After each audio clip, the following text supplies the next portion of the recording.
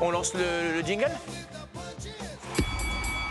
Philippe, vous avez le choix, soit vous affrontez Nabil, qui se cache un peu, je trouve, depuis le début de l'émission, mais je ne vais pas vous influencer, soit vous affrontez Étienne. Qui ce soir, je suis plutôt... Excellent, qui a raté son tir au but, mais il est qualifié. Qui a été bon. Contre qui alors ? Oui, Nabil, d'autant que j'ai une revanche à prendre. Par rapport à la première partie de l'équipe du soir. L'OM a tout perdu en 4 jours. Tout perdu ce soir. L'OM n'a pas tout perdu pour Philippe Sansfourche. Si pour Nabil Djellit, vous votez soit pour l'un, soit pour l'autre sur le pas compte tout perdu, mais ils peuvent Twitter plus rien gagner. de l'équipe du soir et réagir à l'émission. Hashtag EDS. En attendant, Étienne, vous allez prendre un petit jaune comme un arbitre français de Ligue 1. Je vais vous le donner parce qu'il n'y a pas encore l'arbitrage présidentiel. Et après seulement, vous pouvez parler. Bon, moi, ça va être rapide. Je donne le point à Nabil. Et je suis désolé, Philippe, mais pour moi, ils ont quand même tout perdu. Alors oui, tu as raison, il reste la 2e ou la 3e place, éventuellement pour la Ligue des Champions. Ou la 4e d'ailleurs. Pourquoi pas. Ça fait 10 fois que Bertrand donne la stat. Ils n'ont pas gagné la Coupe de France depuis 1989. Je suis pas on a l'impression que l'OM ne va pas la gagner cette année. C'est un truc de dingue en fait. Ils en gagnent une tous les 2 ans. Mais non, et là, ils ne vont pas la gagner. Ben non. Et je ne suis pas sur la Coupe de France, je suis sur ce qu'on constate ce soir. Après cette défaite face à Annecy, on s'aperçoit que Marseille est totalement à l'arrêt, et c'est un grave problème. Oui, il a raison, ils ont tout perdu. Je ne sais pas qu'est-ce qu'ils peuvent gagner d'autre. En tout cas, pas de titre. Étienne, je me permets juste de vous lancer. Vous suivez les instances, vous savez à quel point l'économie et l'argent est important dans ce milieu-là. Enfin, je pense que si vous demandez avant le début de saison à Pablo Longoria, vous préférez gagner un trophée ou être dans les 2 ou dans les 3, il va vous répondre ça. C'est pour ça que je suis étonné de votre réponse. L'OM a tout perdu. Déjà, si vous gagnez un trophée, vous êtes directement qualifié pour une Coupe d'Europe. Enfin, l'Europa League, vous n'allez pas me la faire. L'Europa League, Ligue des Champions, c'est pas la marge. Mon jeune ami, je peux vous la faire si vous voulez. Et ça me paraît pas très compliqué vu votre expérience dans ce métier. Deuxièmement, sur cette saison de Marseille, il y a quand même 2 tournants qui sont énormes. Il y a le tournant donc du match contre Tottenham où ils peuvent se qualifier pour les 8e de finale de la Ligue des Champions. Et donc, dans les dernières secondes de cette rencontre, non seulement ils ne sont pas qualifiés pour les 8e de finale de Ligue des Champions, ils sont même sortis de la Ligue Europa. Et là, c'est quand même un 2e tournant énorme. Je dirais une désillusion aussi forte, même encore plus. Ils sont à recevoir le Paris Saint-Germain pour aller jouer le titre contre une équipe où il y a Messi, Neymar, Mbappé et tous les autres. Et on se dit, et tout le monde pense que c'est possible qu'ils aillent les chercher, qu'ils aillent les battre.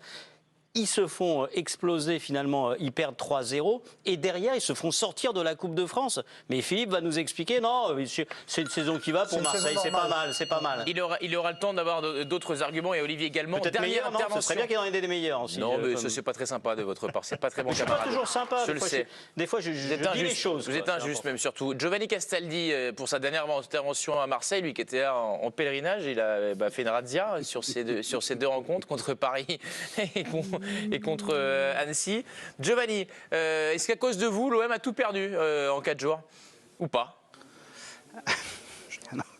Mais ne mettez pas de l'huile sur le feu, Bertrand, alors que je suis sur place. Non, mais je vais rejoindre, et c'est pas parce que c'est mon ami Philippe Sansfourche. Je pense que là, Étienne est un peu trop alarmiste. Déjà, Philippe a jamais dit que la saison était totalement réussie. Il y a énormément de déceptions dans cette Coupe de France, mais si on se replace en début de saison, je suis désolé, l'objectif majeur de l'Olympique de Marseille, c'est d'être qualifié directement en Ligue des Champions et donc d'être 2e. Et je vous rappelle qu'il y a un mois, on faisait des débats sur les plateaux de l'équipe du soir et de l'équipe de Grec pour nous expliquer le principal concurrent pour le titre du Paris Saint-Germain, c'était le Racing Club de Lens, et maintenant ils y sont plus du tout. Donc même s'il y a 8 points d'avance, moi je ne sais pas ce qui va se passer pour la suite de la saison du Paris Saint-Germain. J'ai vu des Marseillais ce soir très énervés, déterminés à faire mieux et à s'accrocher en championnat.